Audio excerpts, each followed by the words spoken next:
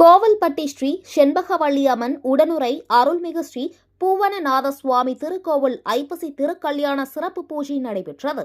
தூத்துக்குடி மாவட்டம் கோவில்பட்டி அருள்மிகு ஸ்ரீ செண்பகவல்லி அம்மன் உடனுறை அருள்மிகு ஸ்ரீ பூவனநாத சுவாமி திருக்கோவில் ஐப்பசி திருக்கல்யாண திருவிழா நடைபெற்று வருகிறது.